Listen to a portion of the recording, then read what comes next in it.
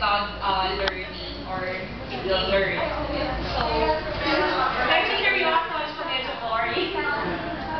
Okay, so, sir, we tried to make a poem about learn. So, yung acronym niya, learn. Learn. So, first, life is a journey where learning is a must.